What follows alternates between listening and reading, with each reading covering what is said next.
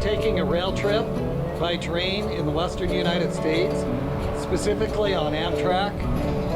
So in this video, let's find out what the allure is in taking a long distance trip by rail.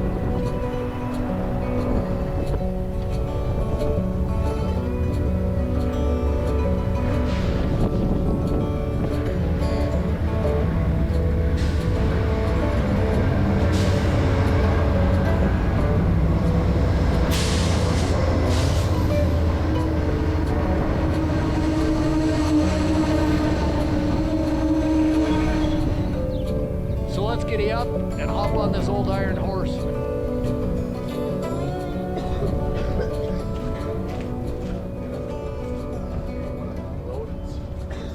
All aboard. I've always wanted to say that. Hey.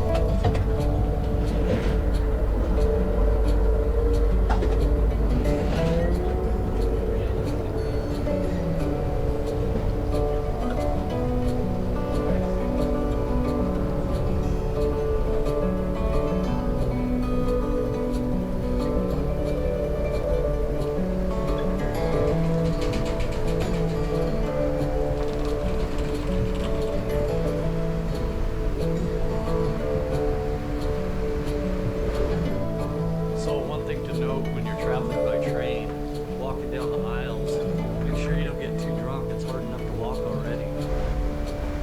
Now, the Empire Builder route was established in 1929. The Empire Builder gets its name because of when it was a celebration when they arrived into the Pacific Northwest, making it all the way from Chicago to there. Now, the total route takes about 46 hours to complete from Chicago all the way to the Portland or Seattle. Now, that's not to mention all the delays also that also occur occasionally. This train that I'm on now, it has been delayed. It was delayed because of high winds and they had to go down to 40 miles an hour. And then I've also noticed going into some train stations, they've had to stop and sit for a while, waiting for traffic coming westbound to go by.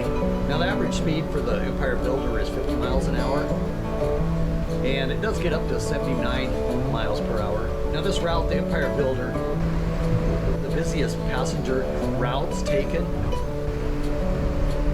our average is around 400,000 people a year. Now, what do I notice about the train?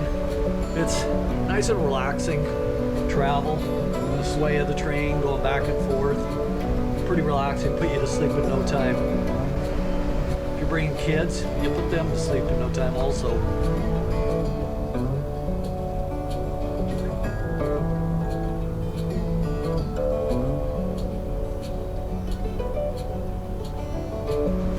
I think one of the big benefits is if you've got the extra time on your travel, then it's no big deal.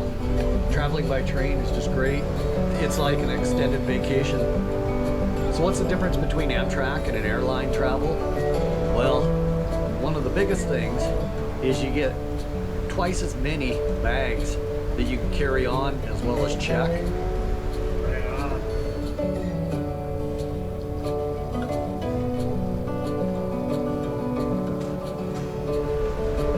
So for carry-on, you get 2 personal bags and 2 larger bags. And then when you go ahead and check in luggage, you get 2 there.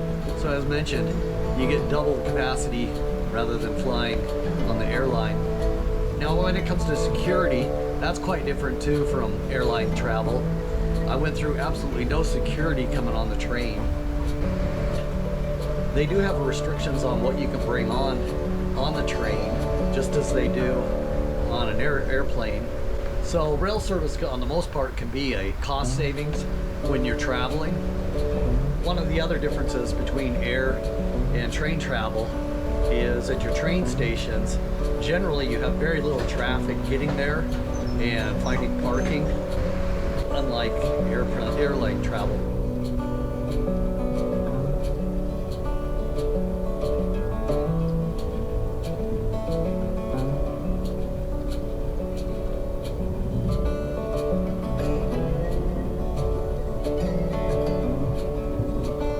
Now, when traveling by rail, it always takes a lot longer, but unlike driving your own car and airline travel, you're confined on the most part to your seat, where on a train you can get up and walk around from end to end. In fact, I thought I saw someone jogging.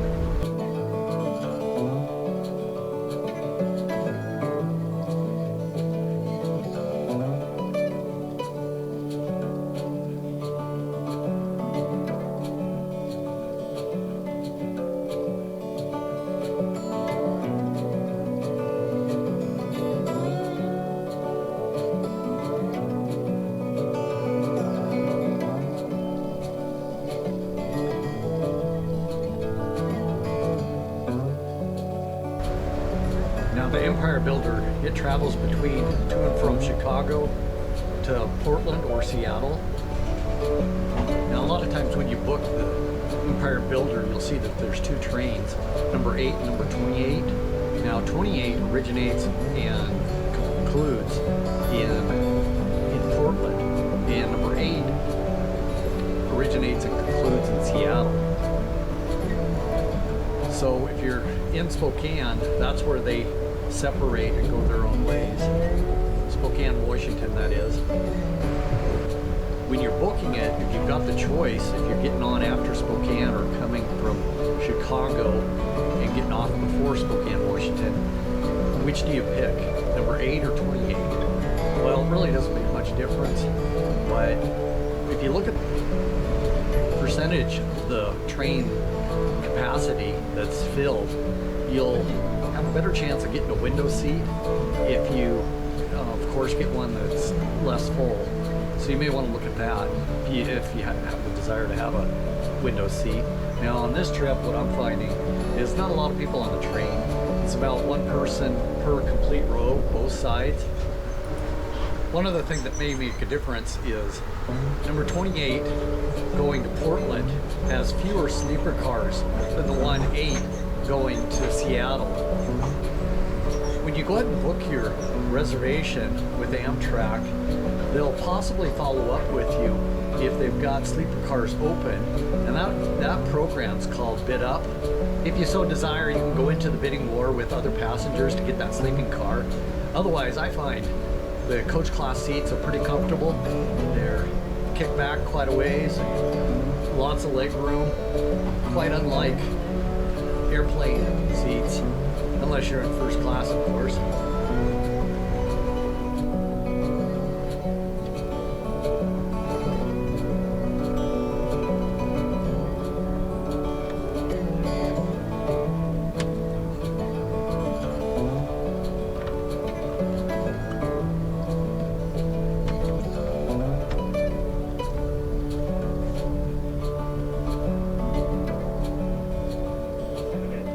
So as you can see, the seating is real comfortable. The chairs recline back quite a ways, and you've got the tray that comes down you can work on. Lots of leg room. Sorry about the red face. I think that's coming from the train right over here.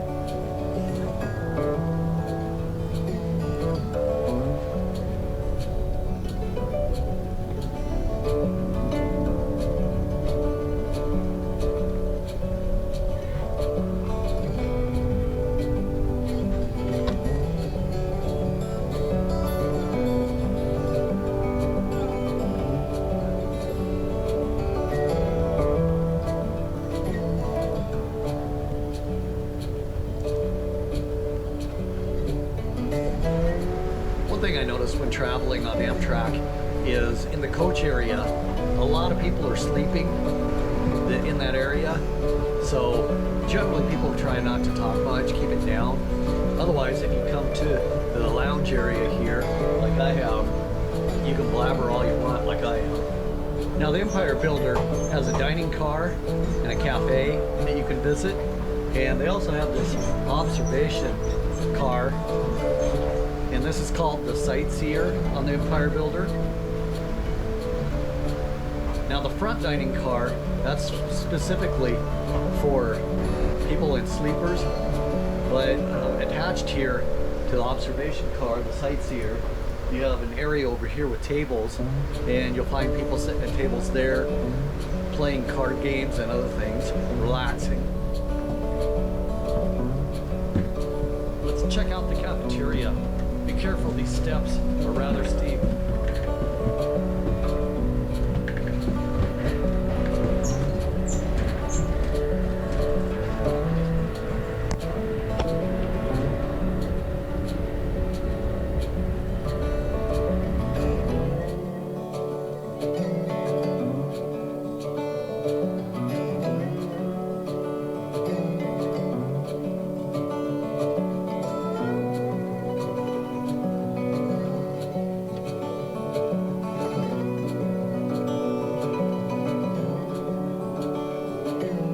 You got a taste for it? Yeah, I'm thinking of sandwich.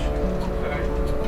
Turkey, cheddar, ham Swiss, Angus beef, burger, all beef hot dog. So when you're traveling on the Empire Builder, maybe one question that you have is, should I take a north-facing side or a south-facing side? I don't think it really matters. You get a lot of the same views, but I have seen a little bit more scenic stuff if you've got a north-facing view. Now seats are first come, first serve, so you just pick whatever seat is open. And I went ahead and I went on the south side because there were fewer people around, and it was a back seat away from others.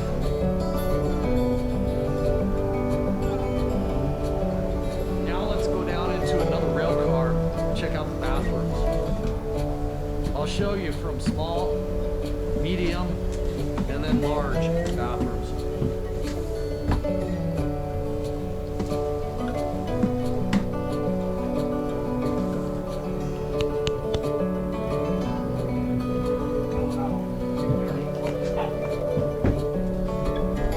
So the bathroom here on the train is about the same size as an airplane bathroom, and it's got about the same turbulence as an airplane. So when you're trying to hit the mark, it will bounce around, so you need to be careful there.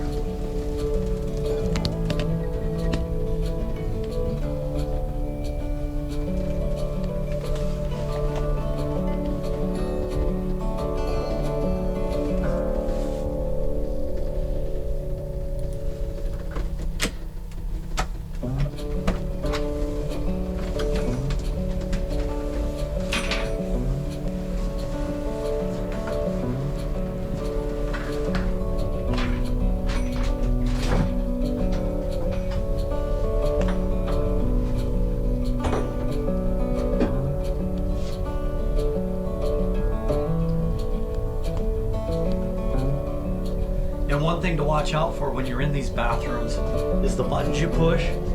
This button right here, I thought it was to flush the toilet.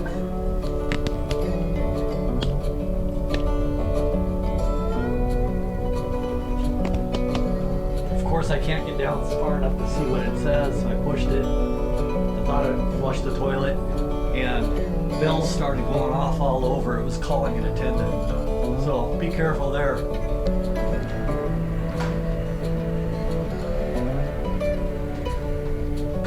This is the handicap bathroom, a little bit larger, a little bit more room here with the toilet, sink.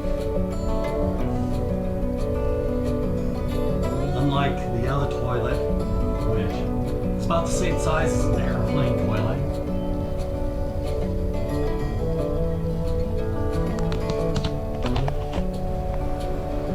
Now, as mentioned, a lot of times the train's going to be delayed, and a good way to watch that, if you should want to get off at any of the train stops, is to download the Amtrak app. And that does a real good job telling you when you're going to be arriving at the next train stop.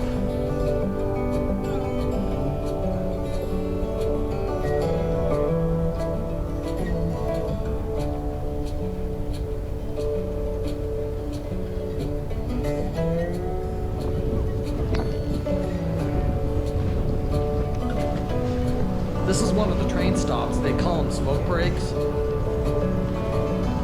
Now these train stops are great for getting off the train and taking a walk and stretching your legs. Since I don't smoke and I'm filming, I will just call them media timeouts. At some of these stops you can check out some history, which is the reason I like to go into some train stations while the train is stopped. In fact, in Shelby, Montana, I got to go sit in an old-time phone booth, which I will show you.